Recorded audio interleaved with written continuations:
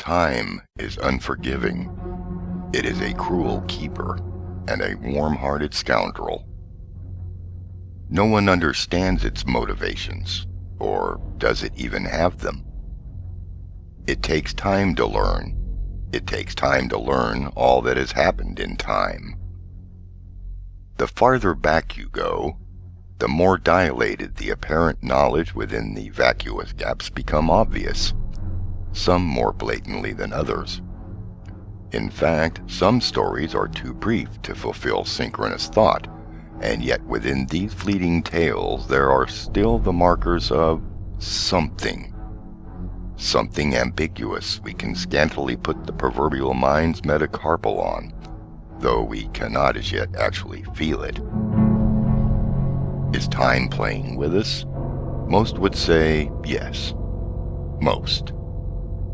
The saga of man is complicated, not just for the reader, but as well for those whose job it is to enlighten us: the historian, the anthropologist, the churches in their various presentations, the medical community, and the horde of other sciences.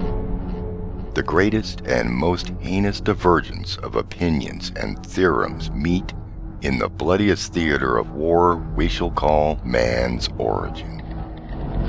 These many opinions range from total convolution to evolution and beyond, with separate camps at each crossroads fighting for dominance in the domain of public and scientific scrutiny.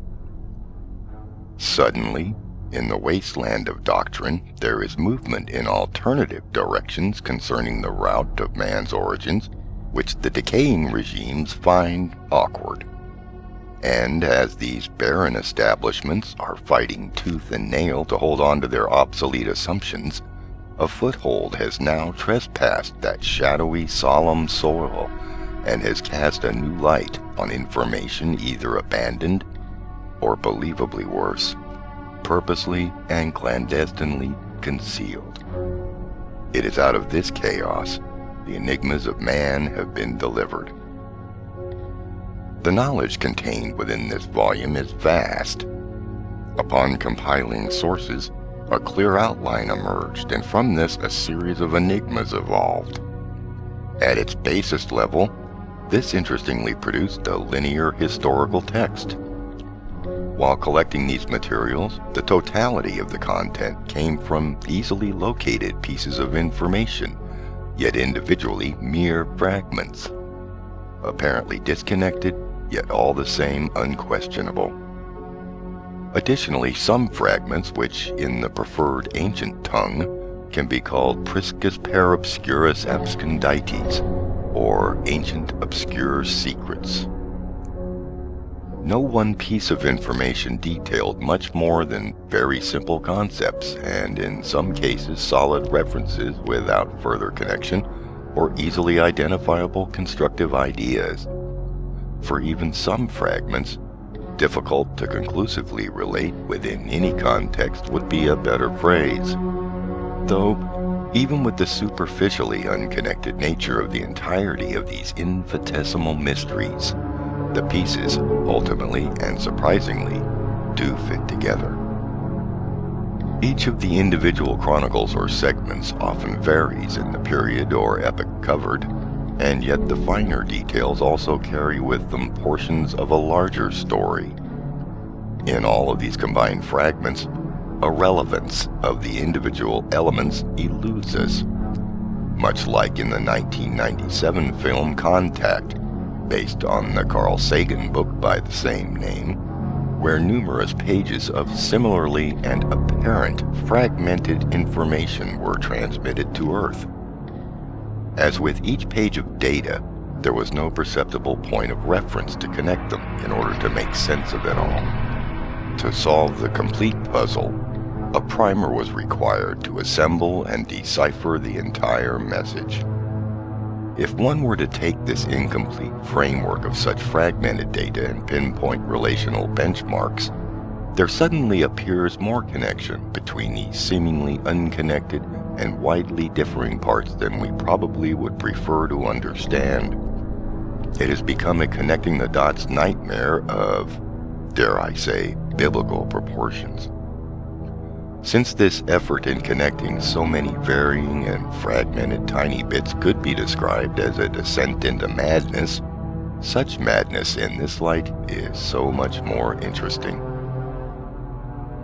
Within the scope of such limited, unknown, or maybe even forgotten Terran history, tradition, and understanding are portions or unrealized segments within one known trail of enigmas which plot the pathways that in due course may even direct the entirety of that place, that race, and its poignancy, or lack thereof.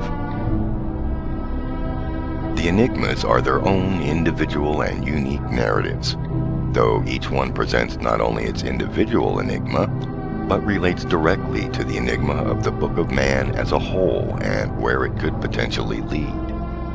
It is not so much a matter of whether or not the individual cases are all complete or even remotely definitive, but that they implicate far more than their apparent linear placement, when they could very well be much more important, and possibly implicate considerably much more as well. So it is that the Book of Man contains a unique linear set of individual enigmas that directly pertain to the vast pinnacles considered unknowns that have driven solar humankind, their need for understanding for that which is decidedly unknown to them, and yet that which they also empirically refute, since such is not ideologically pertinent. As we have seen over the eons historically, that which is not commonly accepted therefore does not exist, whether or not in fact it does.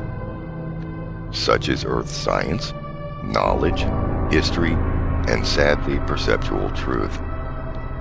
The obscuring of such things similar to these very topics would be a natural predilection of those either too indignant to comprehend of such possibilities, or those whose efforts are solely directed towards actively suppressing such things.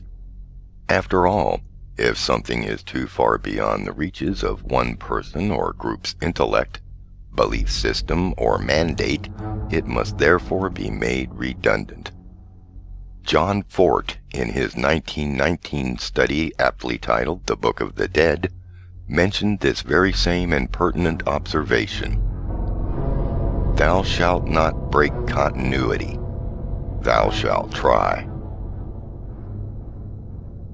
Some have witnessed throughout the course of time the change in accepted and unaccepted concepts, ideas, and knowledge. That which is reluctantly accepted today was wholly condemned yesterday.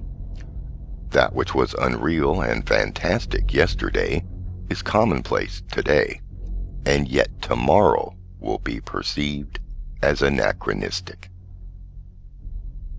One might forward this statement that general acceptance of any topic as remotely theoretical is only recognized as it fits within a currently accepted theoretical framework. The problem lies within whom or what is actually responsible for defining that framework. It must be said that Terran humans have never truly transcended the period of their early dark ages, a time where knowledge and truth were suppressed as actively as they currently are. In some ways, this predilection has never ceased, and in all likelihood preceded those dark ages for several millennia. This point will soon become clearly evident. Terrans potentially become true victims of their own nescience if allowed to continue to evolve in this manner. Not something that I personally would like to wave around the universe as a banner of assumed spiritual and intellectual superiority, for these are quite curious Terran characteristics. The purpose of the Book of Man is to attempt to begin painting at least this small portion of the vast mural which has been accumulated from the depths of obscurity, as well as dark or hidden and likewise unrealized historical milestones, and what someone or something is attempting to reveal within such a construct. And so it is with the Book of Man, that a linear trail of enigmas has now presented itself.